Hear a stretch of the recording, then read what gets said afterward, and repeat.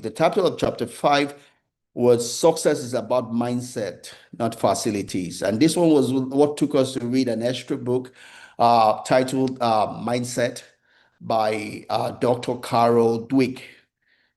So we read that book in support because that this chapter references the book. So we read it in support of all that we discussed here. And we just talked about mindset. Pretty much just basically two kinds of mindset: a fixed mindset, the growth mindset. The fixed mindset is the lazy mindset.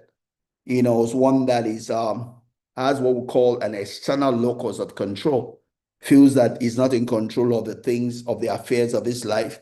Oh, my life will just, hey, the government is controlling my life. I am poor because of the government. It's because this government entered. That's why I'm poor. Oh, it's the exchange rate too. Oh, it's because it rained. That's why I didn't have harvest. Oh, it's because it did not rain. Oh, it's because they have not paid salary.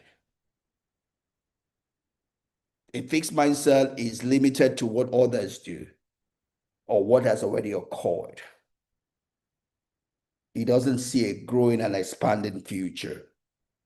A growth mindset has what we call an internal locus of control, takes responsibility for both the past, the present, and the future of their life. Takes responsibility for both the past, the present, and the future of their life. They know that their past does not cancel their future. Irrespective of their past, they know they can have the future of their dream. They just need to desire it and begin to sow the seeds that will get them there. They know that they can learn. They can learn. They can learn. They are not limited by what they already know. They can learn and become better and do better. Right? If this is the level of their performance, they're not limited by that level of performance. They know that they can get better, they can do better, they can expand their horizon, right? They can expand their horizon. They are not limited by where they are. They are not limited by what's happening in their environment. They can overwhelm the environment. Right? They take ownership of the sail of their boat. They are not limited to wherever the wind is blowing. No, they're able to adjust their sail to use the wind to take them to where they want to go. They are not just going to go wherever the wind takes them, but they know, and they use their sail to use the wind to go in the direction they want to go. That's important if you're going to win in life, right? So the quote that pretty much runs through the whole chapter was, talent tends to get in the way of itself, and that's important. It's not what's in your hand that's important in life. It's what you do with what is in your hand. And one of the things I keyed in more into this as we went through this is intelligence. I'm an intelligent person, right? And I say that in public. Everyone that knows me knows that. But my intelligence has not necessarily helped me in life until I got to know that it was standing in my way. And this happens to a lot of intelligent people. They think intelligence of their own will make them progress in life. Nope. Intelligence is just a tool. Whether it works for you or against you is a function of what you do with it. A lot of intelligent people, because of their intelligence, look down on other people. What they have in intelligence, they lack in what we call social fitness. They are not able to build relationship and maintain relationship in a way that is profitable. They're too carried away by what they know and what they see, because your intelligence means that you see the depths around and in other people. What you do with that debt can either work for you or against you. The way you communicate and help other people with the errors that you see can work against you. So your intelligence can be a liability, not an asset. So you see a lot of people that grow into management are probably the less intelligent people, because they have a better, what we call social fitness. and emotional intelligence than the seeming um, intelligent people, right? What we call the analytical, IQ intelligence, right? So it's not what you have, it's how you use what you have to help your journey of life that is important. So talent tends to get in the way of itself because some people have talent and just says, hey, I have talent too, so I'm the best too. Don't worry, when we are ready to run, just call me, I'll run. Whereas the guy that doesn't have talent knows that he has deficiency and is practicing. He's getting proficiency in that particular aspect because he doesn't have some what others might call innate talent. He ends up being better than a supposed talented person because winning involves whatever it is that you're doing becoming second nature, building the bits of that thing. It's not just the talent, being able to build the bits of that thing, being able to do that thing fast enough, right, in a proficient way, better than other people, better than your competition, being able to have momentum in that thing. It's not just being able to do it, it's the momentum,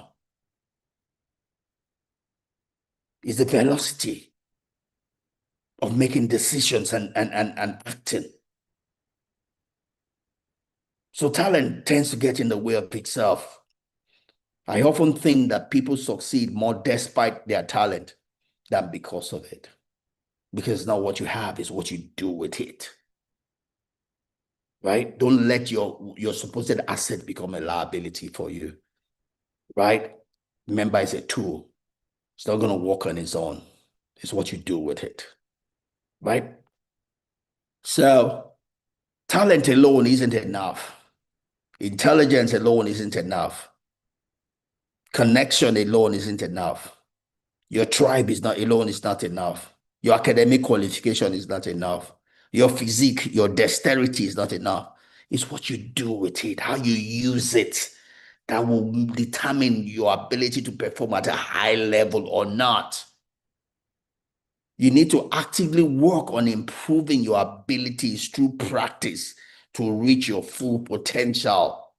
You have to practice. You have to learn the habits of doing it. You have to do it, so do it and do it and do it and do it such that it becomes second nature. You're able to do it fast. You're able to catch the different aspects, more like just catch it by looking at it. Do it so fast and be able to engage it. Practice makes permanence. It gives you an entrance into that area. You become a master in that area. Like we say, to mastery comes from doing one thing 1,000 times, not doing 1,000 things one time. It's doing it, doing it, doing it, doing it, doing it, doing it, doing it, doing it, doing it. That becomes a second nature. It just flows naturally out of you. And that's what we talk about excellence. Excellence is a habit. You make that thing that you are supposed to do and you do a second nature. It becomes a habit. It's like for me, when it comes to math, I see a problem, I just know the solution. I just know the answer. I don't have to think about it. You give me a problem, I just know the answer. But that comes from practice. Comes from doing. My brain is attuned to just know the answer by seeing the problem. We can apply that in every area of our life. If there's something you have to do, if there's something that you are paid for, develop proficiency, develop mastery in it. Because don't forget the law of compensation says that what you pay, what you get paid is a function of the difficulty of doing that job that you are doing. And the difficult is how the difficulty of that job and how difficult it is to replace you. You have to differentiate yourself so that you're not easily replaceable.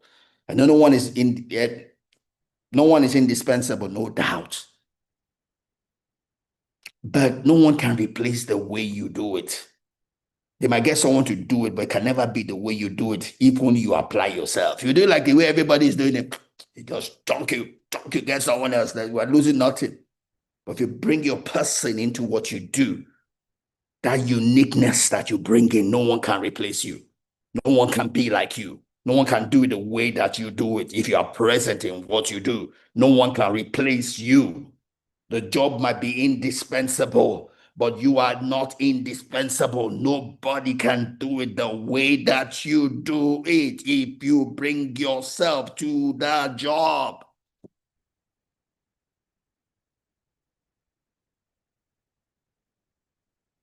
That's how people grow in companies. That's how people grow. That's how people become indispensable. They bring themselves to it, right? So hard work is pivotal in life as it drives goal achievement, right? You can't do without hard work. Everything I said here involves hard work, but not just hard work. It's hard work and smart work. You are doing what needs to be done the way it needs to be done, right? You're not just putting hard work, but you're bringing sense to bear in what you're doing. You're bringing presence to bear in what you're doing, right? But hard work is pivotal in life as it drives goal achievement. So it fosters skill development, builds character, creates opportunities, enhances self-efficacy, and facilitates a long-term success and contributes to personal fulfillment, right?